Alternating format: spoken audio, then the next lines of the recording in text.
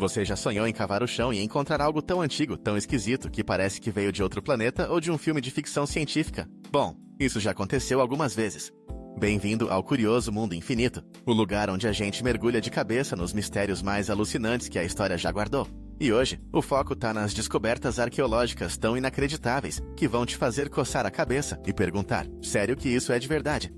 Vamos explorar 7 achados que desafiam o tempo, entender o que eles dizem sobre o passado e por que ainda deixam os cientistas de cabelo em pé.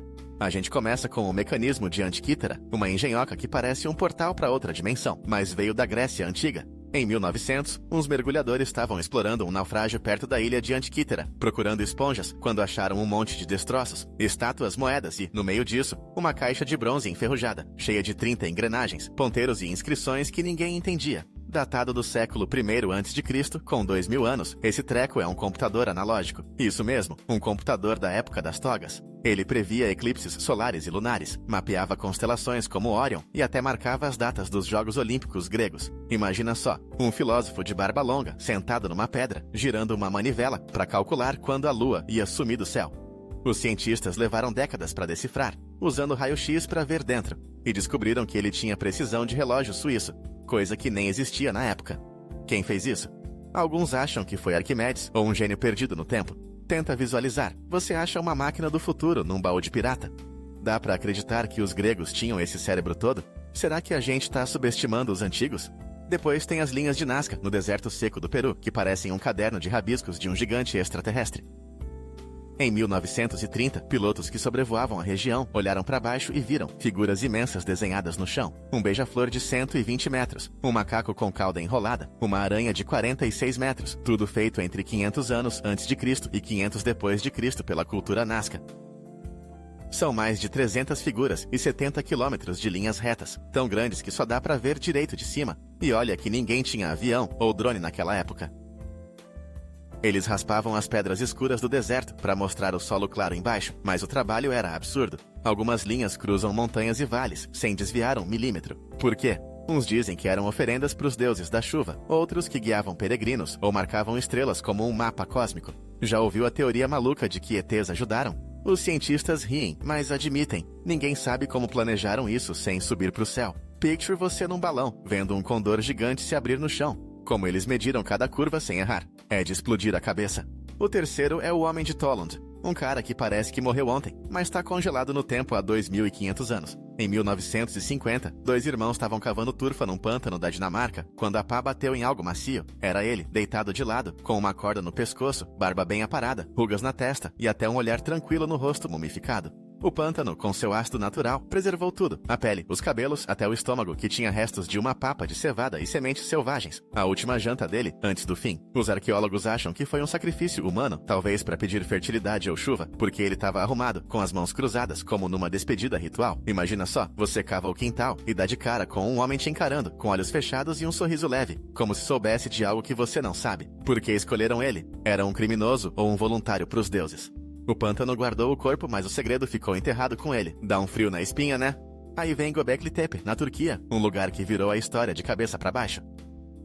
Descoberto em 1963 por um pastor que tropeçou nos blocos de pedra. Só foi escavado de verdade nos anos 90. E o que acharam mudou tudo. Um complexo de templos com 11 mil anos. Mais velho que Stonehenge, que as pirâmides do Egito, até que a escrita. São dezenas de pilares em forma de T, alguns com 5 metros de altura e 10 toneladas, esculpidos com cobras, escorpiões, raposas e até cabeças humanas em relevo. O choque? Quem fez isso foram caçadores-coletores, antes da agricultura, quando a gente achava que todo mundo só corria atrás de bisões com lanças. Imagina um grupo de nômades, sem cidades ou fazendas, arrastando essas pedras gigantes para montar círculos perfeitos. Pra quê? Uns dizem que era um santuário para cultuar os mortos, outros que era um observatório para as estrelas, ou até o primeiro templo da humanidade. Pensa nisso. 11 mil anos atrás, alguém olhou para o céu e decidiu construir um legado. Será que a religião começou ali? Ou tem mais coisa debaixo daquela terra esperando para ser achada? O quinto é o exército de terracota, na China, uma tropa inteira de barro que parece pronta para lutar há 2.200 anos. Em 1974, uns fazendeiros estavam cavando um poço perto de Xi'an quando a enxada bateu em algo duro. Era a cabeça de um soldado de terracota, com olhos sérios e armadura detalhada. Depois vieram mais. 8.000 guerreiros, cavalos, carruagens, todos em tamanho real, feitos pro imperador Qin Shi Huang. O primeiro a unir a China, para protegê-lo na vida após a morte. Cada um tem um rosto único, arqueiros de sobrancelha franzida, generais de barba longa, até cavalos com narinas abertas. E estavam equipados com espadas, arcos e lanças de bronze que ainda cortam hoje. O túmulo do imperador, a poucos quilômetros dali, tá fechado, cheio de armadilhas e rios de mercúrio, segundo lendas antigas. Imagina só, você abre o chão e vê milhares de soldados de olhos fixos te encarando, como se fossem marchar a qualquer segundo. Como moldaram 8.000 estátuas tão perfeitas, uma por uma sem máquinas. É um exército que nunca dorme, guardando um rei que nunca acorda. Dá pra sentir o peso disso, né? Seguindo, as esferas de Dikis, na Costa Rica, são bolas de pedra tão perfeitas que parecem obra de mágica, ou de algo além do humano. Achadas nos anos 30, quando trabalhadores limpavam uma plantação de bananas. Essas esferas têm até 3 metros de diâmetro e pesam mais de 16 toneladas, esculpidas por uma cultura que sumiu antes de 1500. São mais de 300, espalhadas por florestas, rios e pântanos, com superfícies lisas como se fossem polidas por lasers. Mas só tinham martelos e cinzéis na época. Para que serviam? Alguns acham que eram símbolos de status para chefes tribais, outros que alinhavam com o sol e a lua, ou que eram oferendas para os deuses da terra. Tem até quem jure que são restos de uma civilização perdida, tipo Atlântida. Tenta imaginar, você tá no mato, tropeça numa bola gigante, redonda como um planeta. Acha que foi só suor humano, ou tem algo mais por trás? Os arqueólogos ainda coçam a cabeça com essa.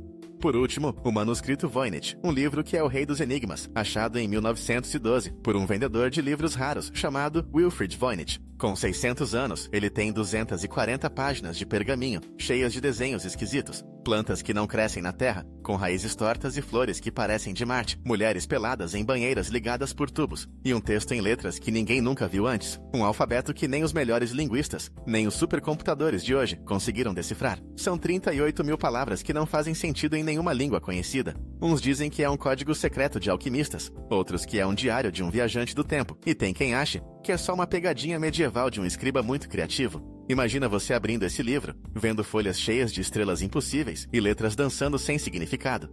É um segredo perdido para sempre, ou uma trollagem que enganou o mundo.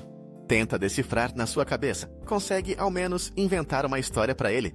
Esses 7 achados são como portas trancadas para o passado, cada uma com uma chave que a gente ainda tá procurando. Eles mostram que nossos ancestrais eram artistas, engenheiros, sonhadores, e às vezes tão misteriosos que parecem de outro mundo. A arqueologia é uma caça ao tesouro sem fim. Cada pá de terra pode trazer uma resposta ou mais 10 perguntas para nos assombrar. E aí, qual desses achados te fez querer virar arqueólogo por um dia? O exército que nunca morre, as bolas que ninguém explica ou o livro que fala em silêncio? Deixa seu comentário e me diz, qual mistério você ia correr para desvendar com uma picareta na mão? Se essa viagem te deixou com sede demais, manda sua ideia pro próximo vídeo. Aqui no Curioso Mundo Infinito, a gente vive para desenterrar o que o tempo escondeu. Curte, se inscreve e ativa o sininho para mais histórias que vão te fazer olhar o chão com outros olhos. Até a próxima, e cuidado onde pisa. O próximo segredo pode estar bem debaixo de você, esperando para te chocar.